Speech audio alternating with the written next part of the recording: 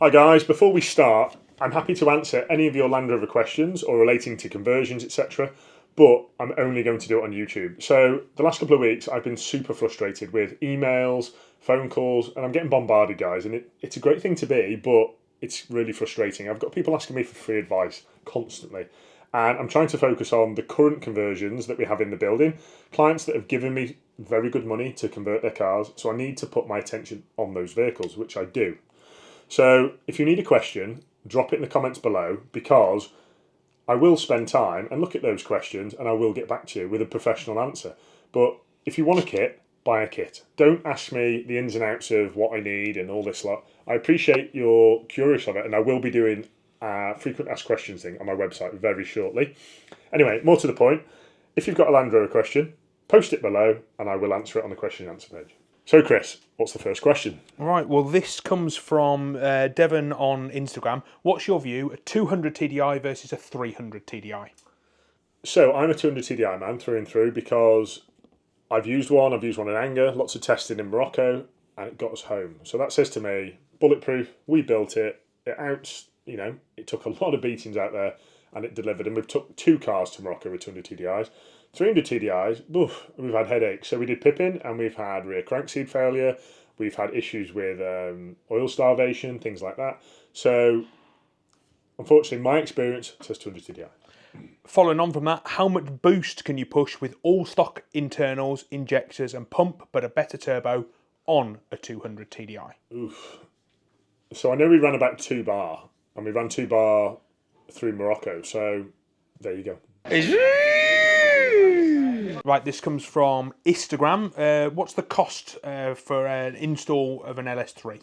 So we charge £55,000 plus VAT. William North asks, have you ever thought about hosting a car meetup at the workshop?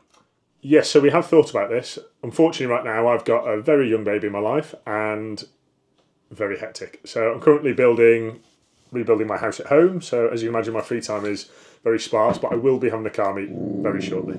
Max asks us, Defender camper, LT1 or M57 swap? Oof. Horses for courses there, guys. So the LT1 is a fantastic engine, but part of me thinks it's not suited to Land Rovers. Part of me thinks it's designed more for the crazy fast cars out there and things, because of the nature of all the control systems, like the fuel trimming scenarios, the electrical trimming, always wanting to get into a taller gear to save you basically economy and fuel. Derek, leave it alone. And the M57 is your all-round everyday machine. So I want to say my business going forward is mainly focused on the M57s, because we know them, we're becoming a specialist in them, and we know what works and we know what doesn't.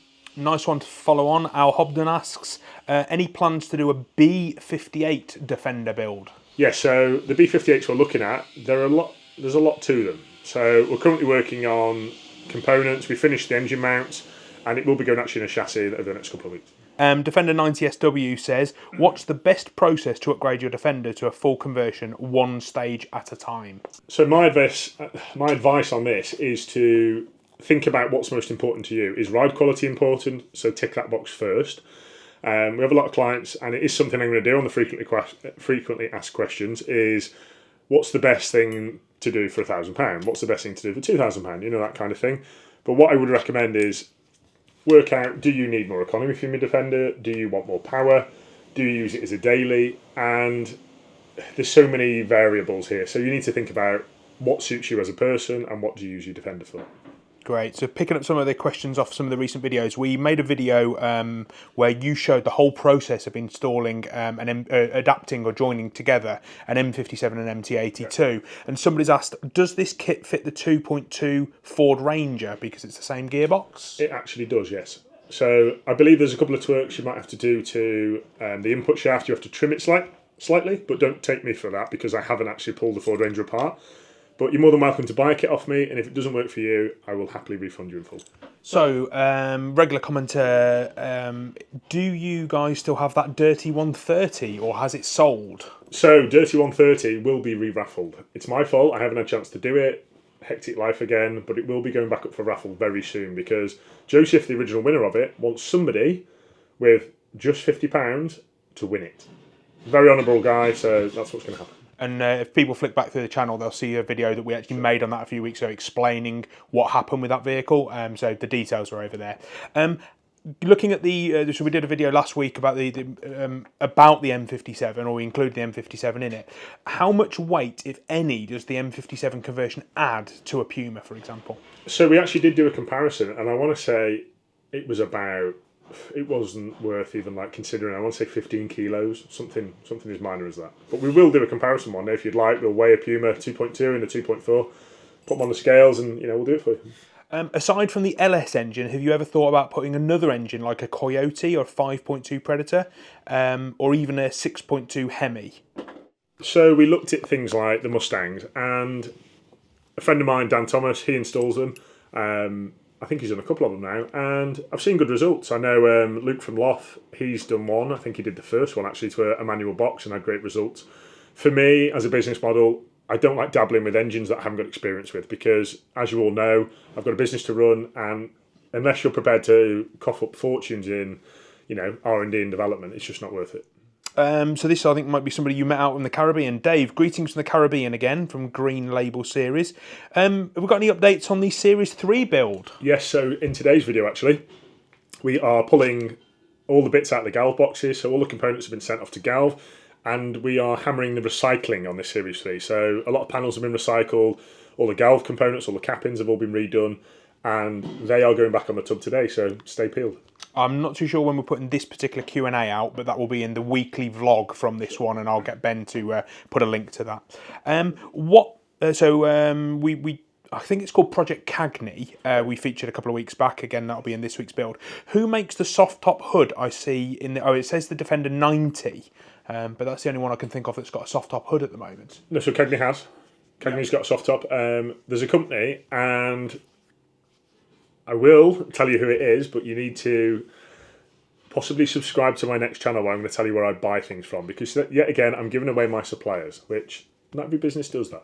Yeah, so for those regular followers, we are going to be introducing some kind of subscription model coming soon, where some of our biggest secrets we're going to be releasing that way. So these people have asked, we have a V-Reg Power Utility 110 TD5, and it has 187,000 miles. The engine has lost loads of power and needs replacing. What would you suggest? So if it's lost of power, guys, you need to weigh up the pros and cons of, firstly, maybe adapting the engine, and it goes, again, what I repeated myself earlier, is what are you going to use the vehicle for? A lot of people buy these utilities for work and daily things, so reliability is going to be key, I take it. So either pull the TD5 apart, and here is a comparison for you. So my engine builder is currently rebuilding a TD5 for me, and the bill is actually more than an M57 fully rebuilt. So take that one for us a comparison. So we banged our heads together actually this morning. We worked out that he can build me an M57 fully dressed cheaper than he can build me a fully dressed TD5. And the reason why this is because the TD5 head has to be changed, because the brown, they always crack. There's problems where it mixes diesel into the oil system.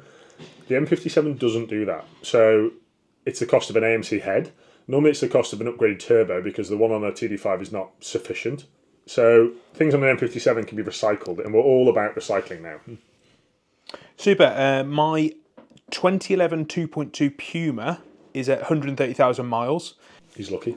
Yeah, it's had a twisted remap. Not any big dramas in my 7 years ownership. It's serviced every year, my daily drive. Should I be worried? And this was obviously in response to our Puma video that we put out a couple of weeks ago. So I would say, no, not to worry, but my advice going forward now is I advise every single customer of mine is service your Puma every 5,000 miles. So an oil change, guys, and we've worked it out, with a good quality oil, you can service your Defender for about £80. That's if you did it yourself on a drive. Or bring it to me, and I charge £150 for an oil change to put it on the ramp, drop the oil, change the oil filter, and get rid of your old oil. If the MT82 can handle the power of an M57, would it be a suitable choice for a manual LS3, or is there a better box to use? So the manual LS3 is a very agricultural beast, because the only gearbox I would put behind it is the Tremec, which is the Tremec T56. It has near enough, I think, the semi-helical. So for those of you that don't know what that means, it is when the gear is nearly straight cut, and for those of you in the rally world that drives straight cut gearboxes, they whine more than most women. So it is, I don't know. You've just got to be prepared for that gearbox. So the gearbox is a heavy-duty item, and it makes heavy-duty noises. Could you convert a Land Rover 101 to an M57 install? It has been done. And 101s, God, it sends shivers through my spine. I worked on those when I was in the Marines. They're not fun, guys. It's like working on a pin scour. So you'd have to pay me a lot of money to do that swap.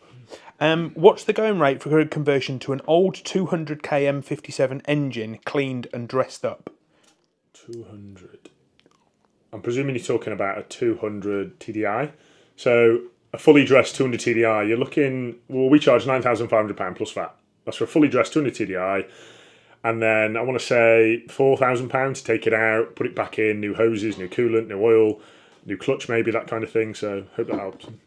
And the last one, this is response to our slightly controversial Don't Get Pumed video that we put out. Thanks, Dave, it's a great video. Does the 2.4 engine have the same problems? So that engine was modelled on the 2.4. I'm sorry if we reworded it wrongly, but the 2.2, I actually like it. So if we find a 2.2 that is, let's say, giving us niggles, my first advice is to a customer, as we have one out here now, a good friend of mine, Conrad, that we went to Scram together with.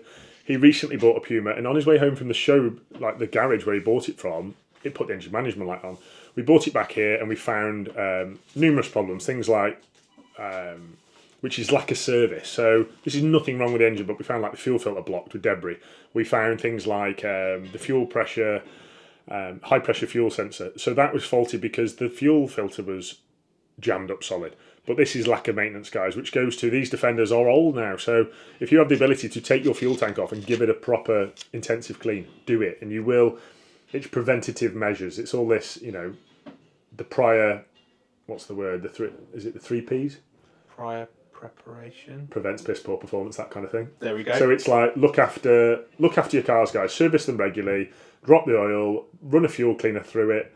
And I want to say that these Defenders will serve you well. You know, maybe put a timing chain on it, follow the manufacturer's guidelines. And the problem is farmers don't. Some farmers do. We've got one guy up the road, he looks after his cars like because he knows they earn his money. But we get a lot of farmers, guys, they turn up with the seats half missing because, oh, I'd rather spend money on golf or something else maybe. But this is where we hammer home, guys. Look after your cars and they will look after you. Anyway, guys, that's it for the question and answers this week. And please remember, if you want a question answering and you want my time and you want my honest advice, please drop a comment below. Help us interact on this channel and don't forget to like and subscribe, and I'll see you next week. Bye-bye.